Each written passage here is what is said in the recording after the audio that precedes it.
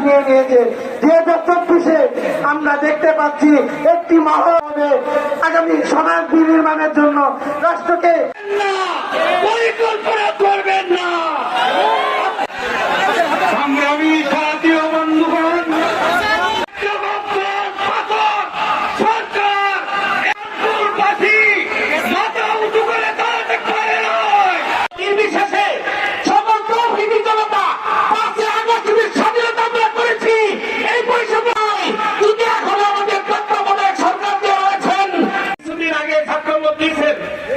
একটা সমাবেশ হয়েছিল,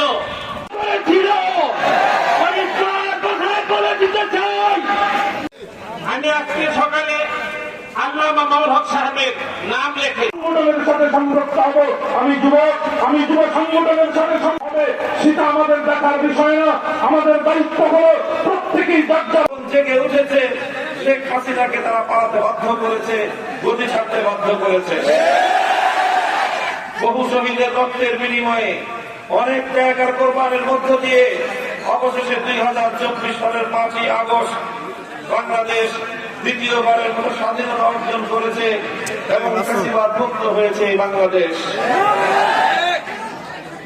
আমরা এই সকল আত্মত্যাগ এবং এই সকল শাহাদাতের জন্য এই সকল বীর শহীদদের প্রতি যেরকম কৃতজ্ঞ থাকি, আল্লাহ দরবারে তাদের জন্য দোয়া করি।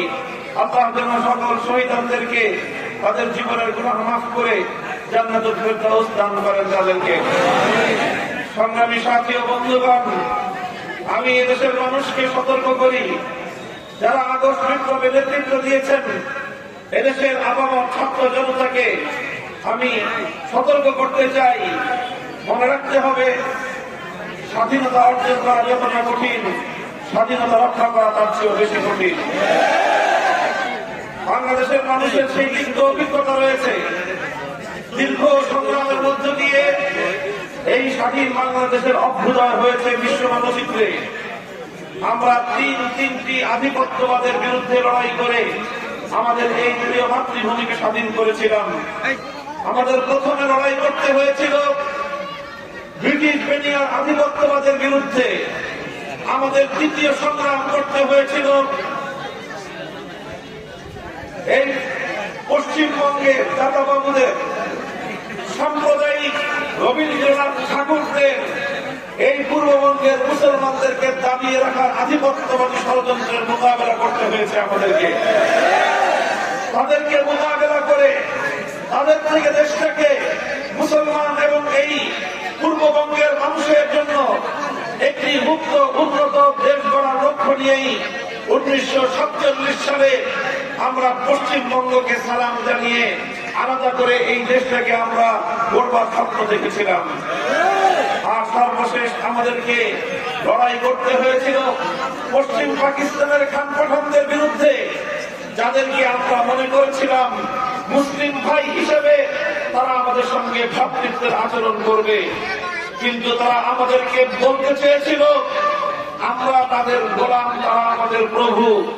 আমরা তাদেরকে পরিষ্কার বলে দিয়েছিলাম মুসলমানদের প্রভু একজন থাকে, মুসলমানদের রব একজন থাকে আরশে।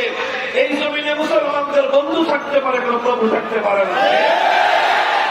আজ আমাদের পরিষ্কার কথা, বন্ধুত্বের জন্য আমরা অনেকের দিকে হাত বাড়াতে পারি, কিন্তু কেউ যদি আমাদের দিকে প্রভুত্ব করতে চায়, কেউ যদি আমাদেরকে প্রভুত্বের দিকে দৃষ্টি দেখবার চেষ্টা করে, তাহলে আমরা সে চোখ উপড়ে ফেলতে প্রস্তুত। বাংলাদেশটাকে বিগত 15 বছর ধরে এদেশের মানুষের অধিকারকে ছিনিয়ে নিয়েছে শুধুমাত্র আধিপত্যবাদ প্রতিষ্ঠার জন্য, বাংলাদেশের উন্নয়নকে ঠেকিয়ে রাখার জন্য, বাংলাদেশটাকে নিজেদের দেশের একটি গণতন্ত্র রাষ্ট্রে পরিণত করবার জন্য পার্শ্ববর্তী দাদাবাবুরা আমাদের দেশের মানুষের ভোটের অধিকার, এদেশের মানুষের সার্বভৌমত্বের অধিকারকে পর্যন্ত তারা চ্যালেঞ্জ ছুড়ে দিয়েছিল। নরেন্দ্র মোদীরা 16-15 বছর তিনটি জাতীয় নির্বাচনে এদেশের মানুষের ভোটের অধিকারকে কেড়ে নিয়েছিল এবং তাদের একতরফা প্রশ্রয়ের সুযোগ নিয়ে এভাবেই স্বৈরাচারী শেখ হাসিনা এদেশের মানুষের ভোটের অধিকার কেড়ে নিয়েছিল। একটিবারের জন্যও তারা চিন্তা করে নাই নরেন্দ্র মোদী এবং তার কূটনৈতিক সহযোগীরা একটিবারের জন্য চিন্তা করে নাই এদেশের মানুষের অভিপ্রায় কি, এদেশের মানুষের চাওয়া কি। এদেশের মানুষ তারা তাদের মতামত ব্যক্ত করার কোন সুযোগ পায়নি।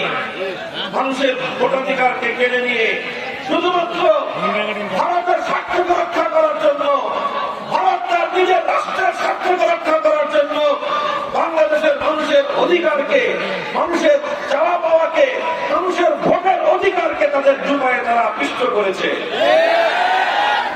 তারা চেয়েছিল বাংলাদেশে একজন মুখ্যমন্ত্রী বসাতে, তারা বাংলাদেশের স্বাধীন প্রধানমন্ত্রী দেখতে চায় নাই। আর আমরাও এমন এক প্রধানমন্ত্রী পেয়েছিলাম যার কাছে বাংলাদেশের স্বাধীন প্রধানমন্ত্রী হওয়ার চেয়েও চিরকালীন মুখ্যমন্ত্রী হওয়াটাই তার কাছে ছিল বেশি আনন্দের।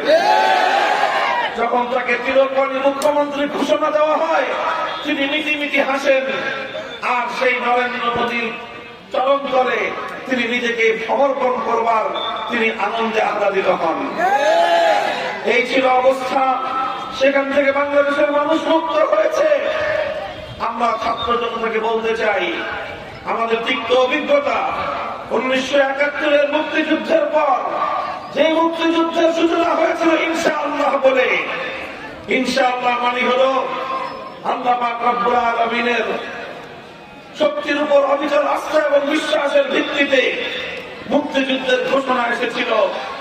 মুক্তিযুদ্ধের কমিটমেন্ট ছিল, অঙ্গীকার ছিল, নির্বাচনে বিজয়ী হতে পারলে বাংলাদেশে কোরআন সুন্নাহ বিরোধী কোন আইন তৈরি করা হবে না। কোরআন সুন্নাহ বিরোধী কোন আইন তৈরি না করার অঙ্গীকার করে 1970 সালে জনগণের ম্যান্ডেট নেওয়া হয়েছিল। সেই 70-এর জাতীয় নির্বাচনে বাংলাদেশের মানুষ যাদেরকে ভোট দিয়েছিল তাদের হাতে ক্ষমতা হস্তান্তর না করার কারণে 71-এর 26শে মার্চ থেকে 16 ডিসেম্বর পর্যন্ত দেশের মানুষ মুক্তিযুদ্ধ করেছে। যেই দেশের মুক্তিযুদ্ধ হয় আল্লাহর উপর অবিচল আস্থা এবং বিশ্বাসকে ভিত্তি করে, যে দেশের মুক্তিযুদ্ধ হয় কোরআন সুন্নাহ বিরোধী কোন আইন তৈরি না করার অঙ্গীকারের ভিত্তিতে, সেই দেশটা স্বাধীন হওয়ার কয়েক মাসের মধ্যে সে দেশের মানুষের চিন্তা, চেতনা, ঐতিহ্য, তাদের ইচ্ছা এবং অভিপ্রায়কে বৃদ্ধাঞ্জলি প্রদর্শন করে আরেকটি রাষ্ট্রের সংবিধানের মূলনীতিগুলোকে জোরপূর্বক বাংলাদেশের মানুষের উপর চাপিয়ে দিয়ে ভিনদেশি প্রেসক্রিপশনের সংবিধান দ্বারা বাংলাদেশের মানুষকে শাসন করা শুরু হয়। 53টা বছর 71-এর চেতনাকে দুবাইয়ে ধরে 72-এর চেতনা তৈরি করে, সেই 72-এর চেতনাকে 71-এর চেতনা বলে বাংলাদেশের মানুষকে গেলাবার চেষ্টা করা হয়েছে। মানুষ যখন 71-এর নামে 72-এর চেতনা গিলতে অস্বীকার করেছে, তখন এই স্বৈরাচারী ফ্যাসিস্ট শেখ হাসিনা আমার দেশের ছাত্র জনতাকে রাজাকারের বাচ্চা বলে গালি দিয়েছে।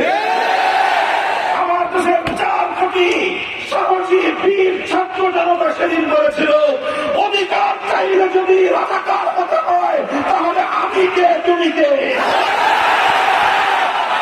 শেখ হাসিনা সেদিন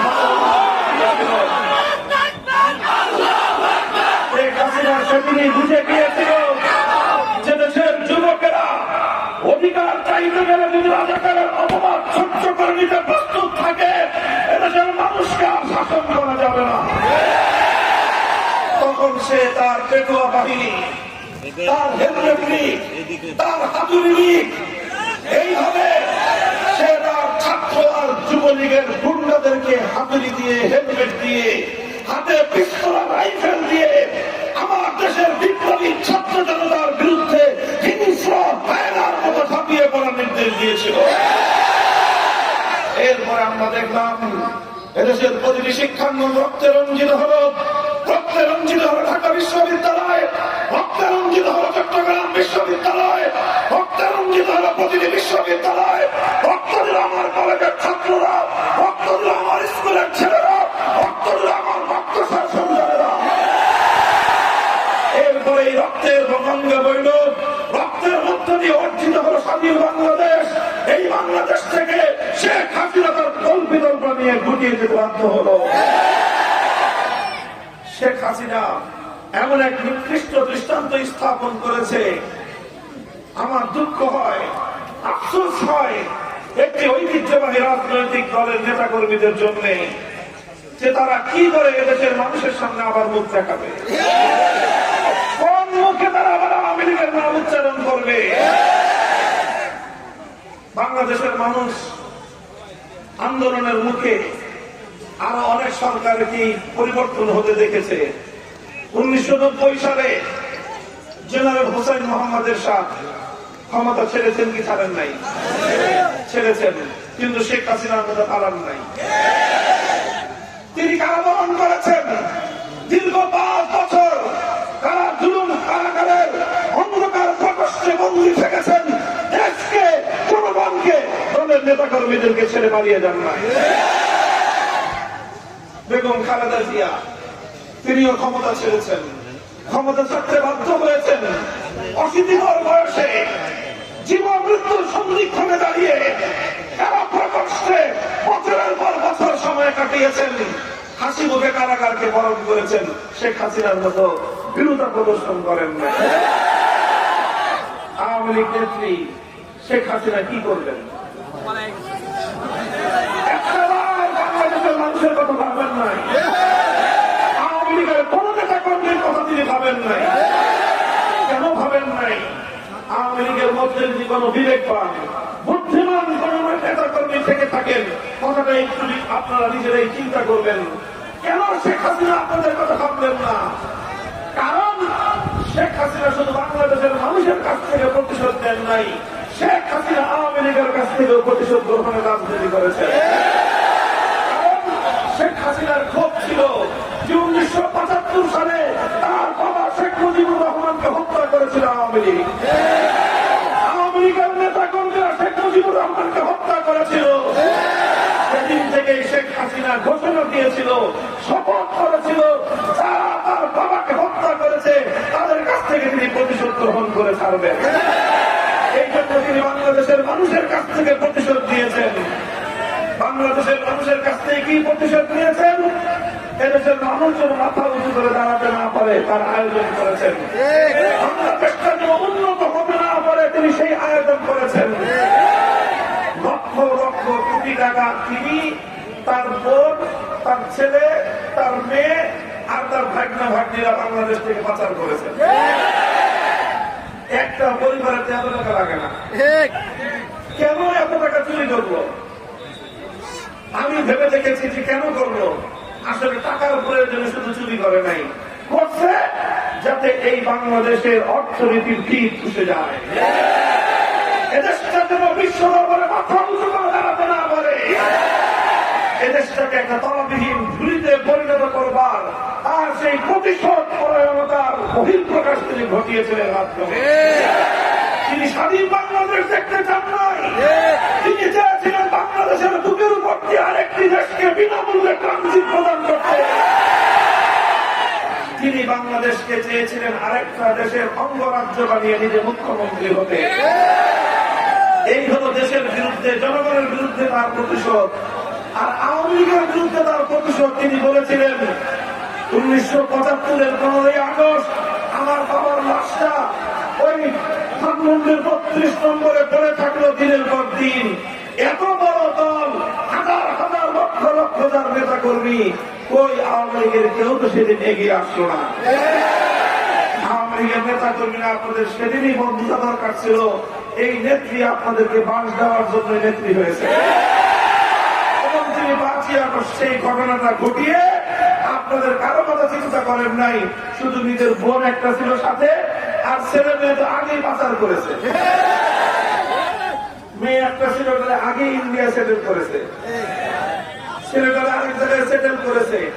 বাকি যা ছিল 16টা ব্যাগের মধ্যে লাগেজ করে একটা হেলিকপ্টারে করে উড়াল দিয়ে নিজের পরম আস্থার জায়গা নরেন্দ্র মোদীর ঘরে গিয়ে আসতে। আওয়ামী লীগের জন্য রাজনীতির পথ চিরতরে রুদ্ধ করে দিয়েছে। এই আওয়ামী লীগ তার বাবার ভূমি, তার বাবার হত্যাকারী।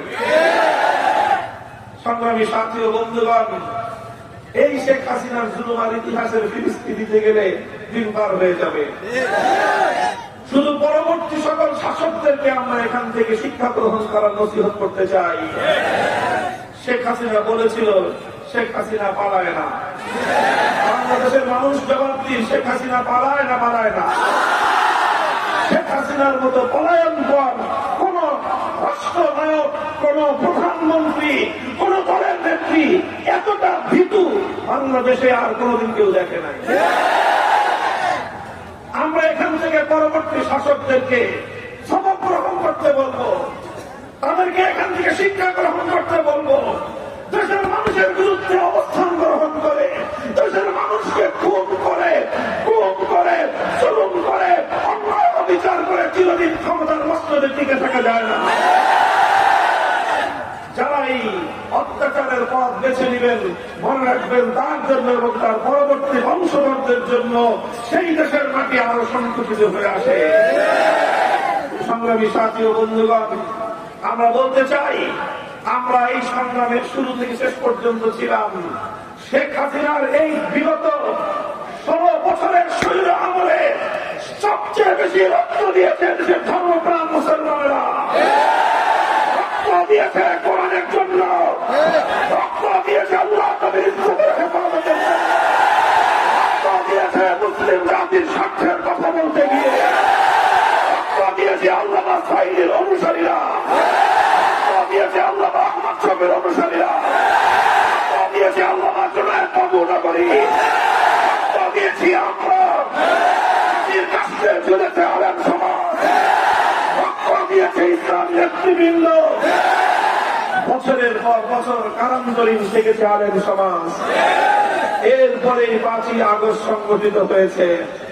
সুতরাং 71 সালের পর যেভাবে বাংলাদেশের বিজয়কে ছিনতাই করে, বাংলাদেশের স্বাধীনতার মুক্তি সংগ্রামের বিজয়কে ছিনতাই করে, যেমনি ভাবে 72-এর চেতনা দাঁড় করিয়ে একটি গণ অভিপ্রায় বিরোধী সংবিধানকে বাংলাদেশের মানুষের উপর চাপিয়ে দেওয়া হয়েছিল, আজও আবার 5ই আগস্টের পরবর্তী সময়ে একইভাবে আমার দেশের জনগণের, ইসলাম প্রিয় জনতার, তাওহীদি জনতার বিজয়কে ছিনতাই করবার আয়োজন চলছে। আমরা পরিষ্কার ভাষায় বলতে চাই, এই সংগ্রামের প্রতিটি অংশে আমরা ছিলাম দেশের জন্য, আমরা ছিলাম দেশের মানুষের জন্য, আমরা সংগ্রাম করেছি ইসলামের জন্য। সুতরাং দেশের মানুষ এবং ইসলামের প্রশ্নে কারো সঙ্গে আপোষ করার কোন প্রশ্নই আসে না। দেশ বিরোধী, দেশের জাতির স্বার্থ বিরোধী কোন কথা আমরা বরদাস্ত করব না। ইসলামের বিরুদ্ধে কোন এজেন্ডা বাস্তবায়ন হতে দেব না। অন্তর্বর্তীকালীন সরকারকে আমরা বলি, আপনাদের এই দুর্বলতার সুযোগ আমরা নিতে চাই না। আপনারা একটা দুর্বল সরকার এবং আমাদের সম্মিলিত সংগ্রামের ফসল। আমরা চাই না আবার ফ্যাসিবাদ কোনোভাবে আপনাদেরকে ব্যর্থ প্রমাণ করে দিই। এই জন্য আমরা শেষ মুহূর্ত পর্যন্তই আমরা ধৈর্য ধারণ করতেছি। কিন্তু আমাদের এই ধৈর্যকে যদি দুর্বলতা পাবেন, বোকামি করবেন। মনে রাখবেন, শিক্ষা ব্যবস্থায় শিক্ষা কমিশন গঠন করে এদেশে সমকামিতা আমদানি করবার যে পায়তারা করছেন, সমকামিতা এনজিওদের এজেন্ডা বাংলাদেশের রাষ্ট্রের এজেন্ডা হতে পারে না। এদেশে ম্যারিটাল রেপ, বৈবাহিক ধর্ষণ নামে একটা কালা কানুনকে মানবতা বিরোধী আইনের অন্তর্ভুক্ত করবার পায়তারা চালানো হচ্ছে। এভাবে ইসলামের শাশ্বত বিধানকে বৃদ্ধাঞ্জলি দেখিয়ে নতুন করে পাশ্চাত্যের অসভ্য সমাজের প্রতিনিধিত্বকারী কিছু এনজিওদের এজেন্ডা বাস্তবায়ন করার জন্য সরকারের ভিতর থেকে একটি মহল কাজ করছে। আমরা পরিষ্কার ভাষায় বলে দেই, কোরআন সুন্নাহ বিরোধী যে সকল আইন বিগত সরকারগুলো করেছে, সেগুলোকে সংশোধন করে কোথাও কোথায় কোথায় কোরআন বিরোধী ধারা রয়েছে সেগুলো সংশোধন করার উদ্যোগ গ্রহণ করুন। নতুন করে কোন ধারা ইসলাম বিরোধী, কোরআন সুন্নাহ বিরোধী কোন ধারা যদি কোন আইনে সংযুক্ত করবার চেষ্টা করা হয়, শাপলা চত্বরে নতুন কারবালা হবে।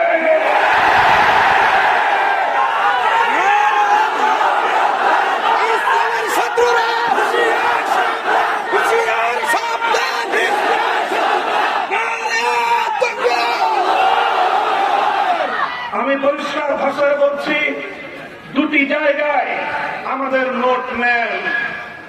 মিডিয়াকে বলছি, আমাদের বক্তব্যের দুটি পয়েন্ট আপনারা হাইলাইট করুন। সরকারকে বলবো, আমাদের কথাগুলো কানে তুলে নেন, আপনাদের ভালো হবে।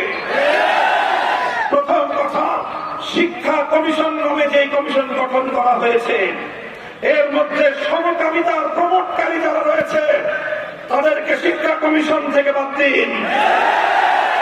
এদেশের 90% মুসলমানদের প্রতিনিধিত্বকারী ইসলামী শিক্ষাবিদ আলেম-ওলামাদের প্রতিনিধি সেখানে অন্তর্ভুক্ত করুন।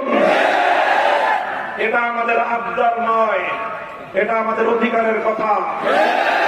আজকে এই জেলা শহরের মঞ্চ থেকে বলছি, কয়েকদিন পর ঢাকার শহরে বলবো, এরপরে শাপলা চত্বরে যাব। এরপরে যদি আমাদের কথা কর্ণপাত না করা হয়, তাহলে গণভবন, বঙ্গভবন কোন কিছুই আমরা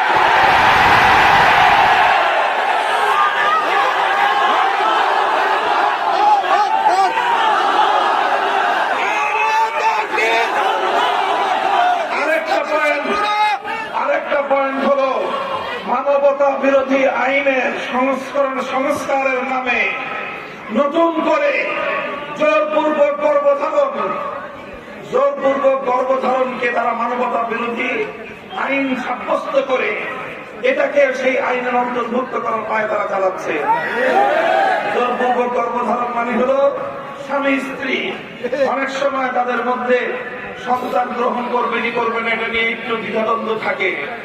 সেখানে যদি কোনোভাবে স্ত্রীর স্বাচ্ছন্দ্য ছাড়াও তার গর্ভে সন্তান চলে আসে, তাহলে এই কারণে স্বামীকে ধর্ষণকারী সাব্যস্ত করে মানবতা বিরোধী অপরাধ হিসেবে চিহ্নিত হবে।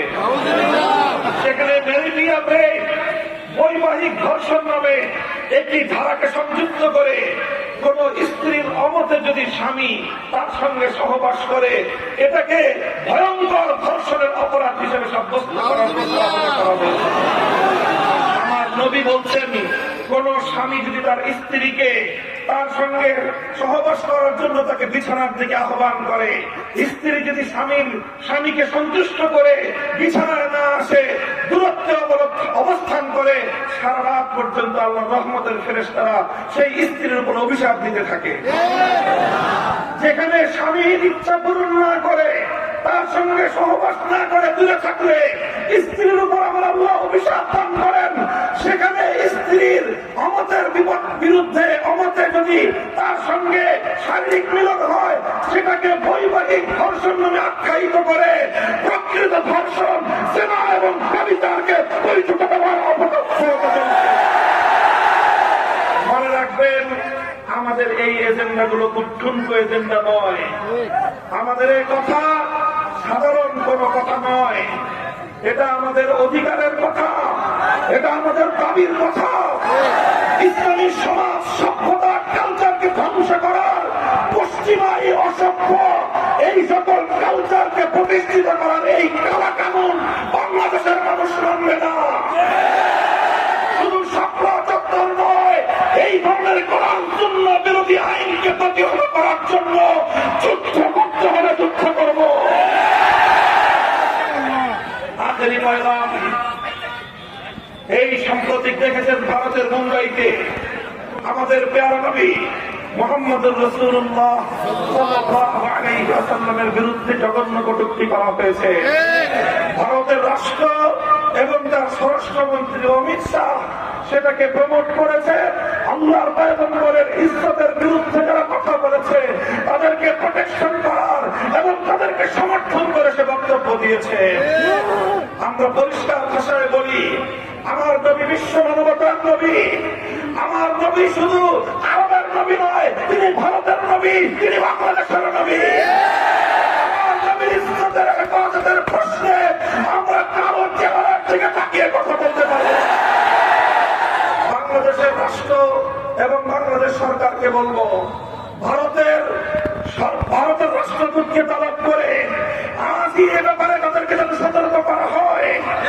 যদি সেই ব্যাপারে তারা পদক্ষেপ গ্রহণ না করে, বাংলাদেশের রাষ্ট্রের পক্ষ থেকে সরকার যেন যথোপযুক্ত ব্যবস্থা গ্রহণ করে।